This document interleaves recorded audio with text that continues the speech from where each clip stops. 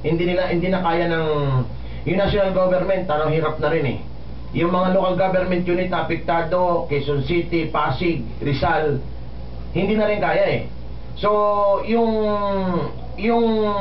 buong komunidad, yung buong Pilipinas, na mga probinsyang hindi naapektuhan, talagang kailangan na ng tulong. Kailangan na ng tulong ng mga probinsyang ito, katulad natin dito sa Palawan, papunta doon sa mga nasalanta ng Bagyong Ondoy at saka si Pepeng. Tingnan mo na lang, Kaluwi, yung mga lumalabas na mga national news, di ba? Yung mga aklat na nasira sa isang eskwelahan, grabe, ang tagal nilang inipon yan ngayon, mahihirapan silang bumili ng mga libro para sa pag-aaral, gamitin sa pag-aaral ng mga estudyante nila, kanilang mga estudyante, Kaluwi. So talagang matindi yung iniwan ni Ondoy, at pagkatapos ngayon si Pepeng rumaragasa pa doon sa ibang mga lugar, particular sa Ilocos, parte ng Ilocos, Kaluwi. So nandito may bisita tayo kasama John Paul. Ito, pag-usapan lang natin ng konti, no? Nandito sa atin yung Safety Patrol Philippines, Guardian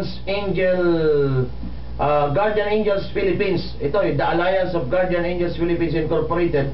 The Guardians Angels Citizen Support and Relief Brigade for Typhoon Ondoy victim. Nandito si Mr.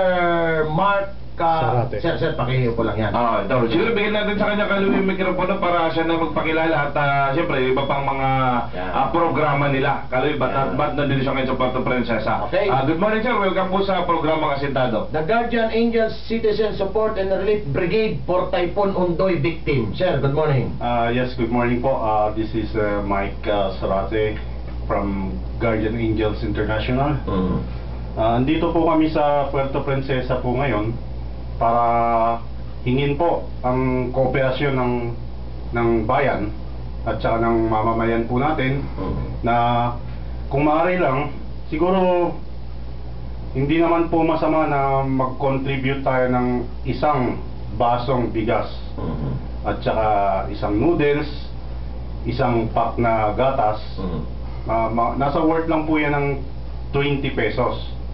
So ngayon, kung ang bawat estudyante po sa private and sa public school po makakapag-gathers ng ganyang items, andito po kami na pwedeng mag-assist para mag-recover po ng mga reliefs.